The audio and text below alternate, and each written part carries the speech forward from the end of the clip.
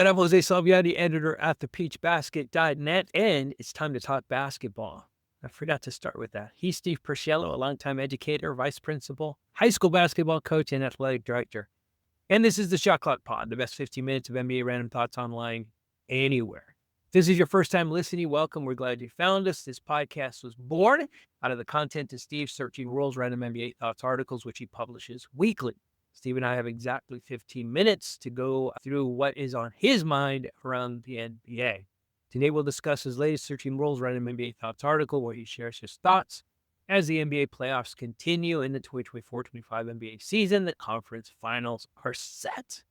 Before we get started, I want to share once again that one of our own creators, John Camacho, has written a book along with Zach Hamilton called Sports Chaos. It is now available. Please visit thepeachbasket.net. Click the link and order your book. It is an exploration of expert business, legal, and moral decisions as it relates to sports. It's a pretty unique niche book that I think you'll enjoy. And it includes a discussion on the Luka Doncic trade, which is the epitome of sports chaos in the 2024-25 NBA season. All right, that being said, Steve, are you ready to talk basketball? Let's do it. I think you're always ready. Wake you up at 2 a.m, we'll talk basketball. Let me start the timer. Boom. All right, we're off and running. We'll start with the OKC Thunder, the team you called the best team of the Final Four remaining. Now, as we record this, they got beat up pretty good yesterday, but I don't think anybody would deny they are the best team of the Final Four. Not only are they good, though, but they are young currently, and they're very well set for the future. You presented that really nicely in your article.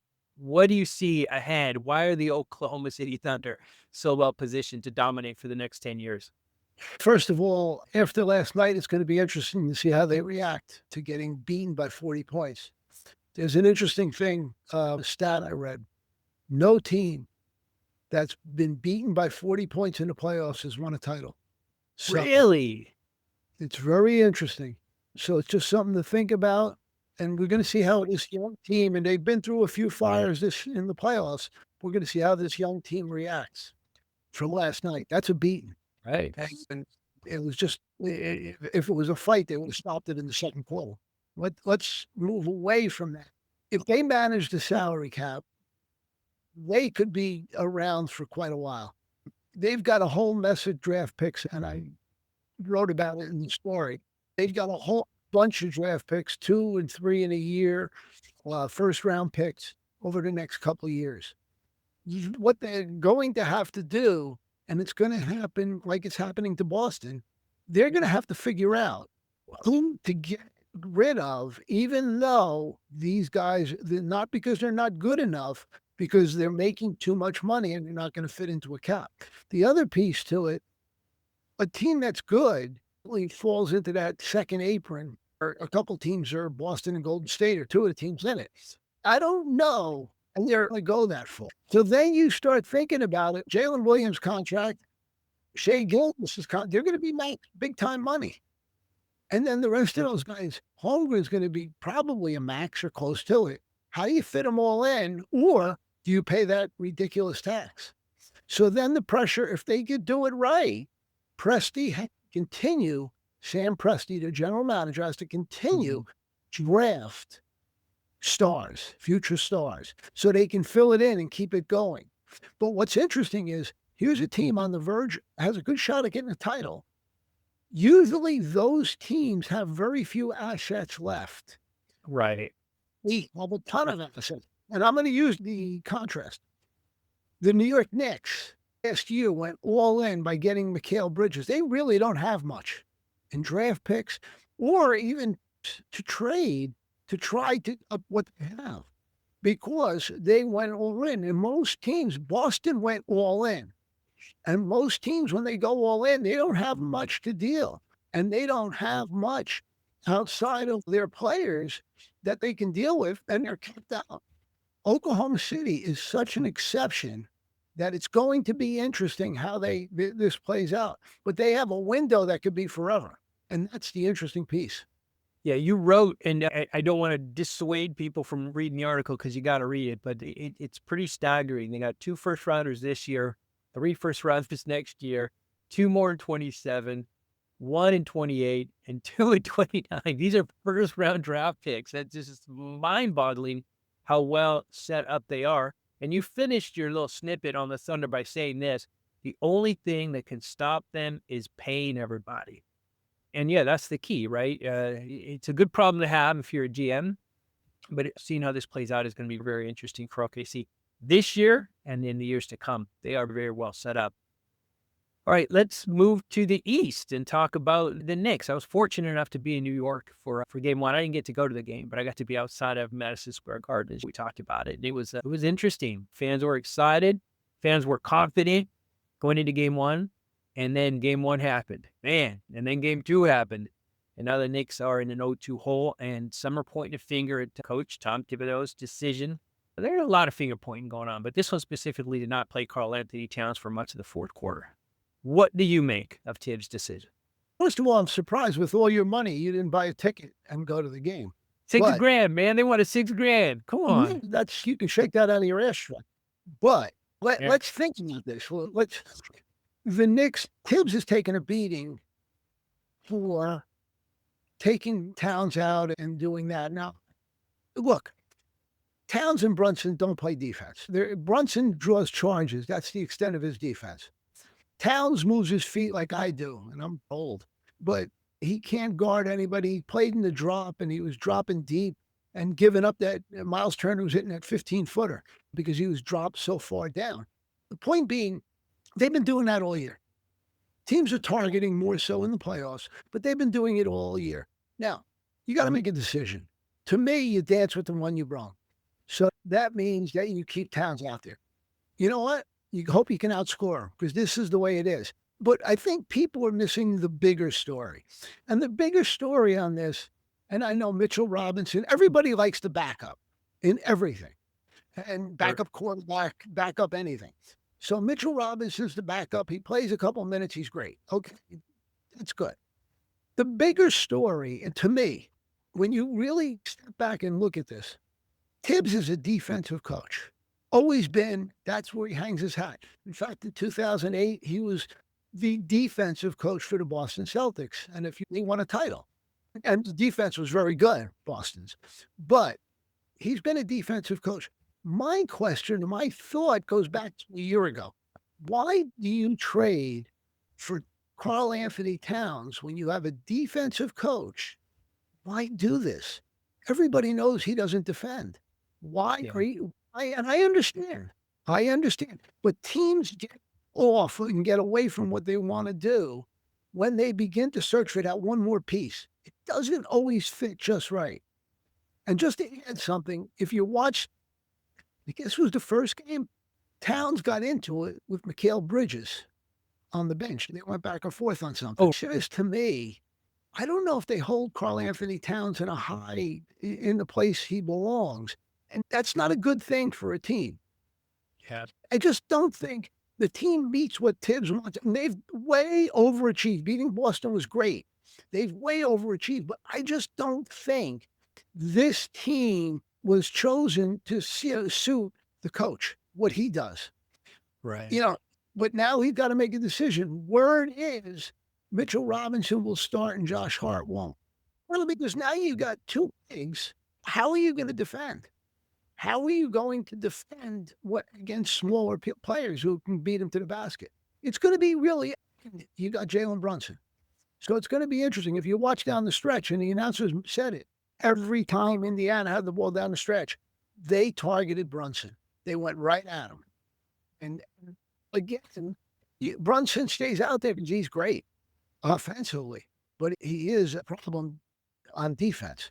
But that's my thinking. Yeah. And for people that maybe you just discovered the show and you're listening to Steve talk about Cat, I encourage you to go all the way back to when Cat made his way to New York. He said that very same thing the day of the trade. It didn't make any sense. He's not a defensive player. How does he fit into Thibodeau's rotation? And here we are. This is not new. And this is something Steve's been saying from the jump. And we're seeing it come to fruition, unfortunately, for the Knicks. Yeah, I read about the shakeup with Josh Hart. Yeah, what do you make of that? Is it desperation? Because Josh Hart's a good defender, but he's shorter. I don't know. I don't know enough about that East Coast team to talk about it intelligently. But what do you make of that Well, potential switch? if you're a Laker fan, it's hard to use the word intelligent with in Oh, man. kind of thing. Josh Hart is a pest. Things on the court, annoys everybody, but he's very effective. And I think I wrote a week or two ago, if he has to shoot threes, you're in trouble. That's not what he Yep. does. He does all the other things. So I understand you're trying to do something that gets him shook up and gets him to play. I get it. I get the whole idea. But again, I'm going to go back. They just beat Boston. Boston was the favorite. Yeah. Why? You got to put it out there and play and use the people that got you here. Like, smells of paint. That's what I was getting at. It looks like a little bit of a desperation move, which could be problematic because if I'm the Indiana Pacers and I see that, I'm just thinking, yeah, this team's, they're freaking out. You got to it is not what you want to be if you are the team heading to Indiana to try and take game 3. All right, let's move on. 2 teams now that aren't playing, but have some real important decisions coming up. Those are the Denver Nuggets and the Boston Celtics. You mentioned them before. So you wrote about these in great detail. I just want to ask you this. Which of these 2 teams, the Nuggets or the Celtics, do you think will look a lot different? Because you talked about big changes coming for each of these teams potentially. So which one do you think is going to look different at the start of next season? Just without Tatum, Boston's going to look different. But if they're successful in making the deals they're talking about, they're going to be completely different. Denver's going to add players on the fringe, meaning guys that can come off the bench, give them 10, 15 minutes, 20 minutes a night, and help them rest their players. They need a backup center because they're asking a lot out of Jokic, and he's great. And if Denver doesn't want to spend the money, you can understand, Jokic is one of the top 10 players of all time, easily. That's wild. Yeah. You don't do things to help him. That's ridiculous malpractice. It's horrible. If you save money as an owner, 5 years, you ain't going to have these situations again. So you got to do it. With Boston, if everything works right, and Boston just does minimal changes, Holiday and Porzingis and Hauser are probably gone. That changes everything. Pritchard gets more of a chance to play, depending on what they get back. But really, the reason they're dealing them is to get under the second apron. So they're going to be a different team. And without Tatum, what are you looking at? 6th, 7th, play-in, 8th, play-in type team. So you got to, and maybe they have to step back before they get going, unless Pritchard or somebody is better than we ever thought and becomes a star, which I don't foresee. But so Boston will be a lot different unless they can't make deals. And perish the thought, but they might even have to trade Jaylen Brown. And that would be crazy because you don't get stars of his magnitude that easily. And Boston has 2. You can't lose one. But yeah, the trajectory, I think, of what Boston wanted in injuries like this do that, but it changes everything. And now, not that they're scrambling, I'm sure that they've had contingency plans in place, but there's probably a lot of conversations, a lot of whiteboarding going on right now in Boston, and we'll see how things play out. Well, think about it. Everything in the NBA for next year probably goes on from, let's just say, June 20th to probably the end of the summer league. So in that area, although Boston years ago got Garnett in the end of July, everything goes on in that period. So I am sure that Brad Stevens has a general idea of what he can get from Holiday for Porzingis and each of these players, and where that fits and how he can slide it, and which is the best trade they can make, and so on. I think Holiday's value might not be as good because he's got 3 years left. And this year he was out a lot. He was under 60 games, I believe, or right around 60 games. That value isn't what it is, but if Boston can unload the salary, that's what they want. And by the way, last thing on that, the only team that's got money to spend, there's only one team under the cap. It's the Nets. Interesting. Think about, they only have over 20 million. Cam Johnson, and the big guy, the center. Those are the only 2 players. Everybody else is making low, very low. And they're going to have to spend some money. But Nick Claxton? That's it. He's at 27 million, I think. And that's a lot of money for a guy that can't shoot. He's a Yeah. good defender. Yeah. He's a good rebounder, but 27 is a high rate for a guy that for him offensively. He's just cleaning up things. Yeah. Thank you Interesting. for Yeah. Oh, yeah. No, and I admit to having to Google it, but we got there. no, All right. Yeah, I cheated. it's You been remember on the what I buzzer go off? But we got one more thing I want to talk about because I love this little tidbit that you throw in at the end of your article, and I'll just read it verbatim. It's not rocket science to figure out, but in all 4 games to the point we had written this round, games. Yeah. yeah, it still holds true. The team with less turnovers has won. So we talk a lot about defense wins championships, right? But you gotta handle that ball. You gotta protect that basketball. That probably means as much, and it's showing to be true. When you think about that in the Indiana Knicks series, Indiana's relentless. They pressure everything.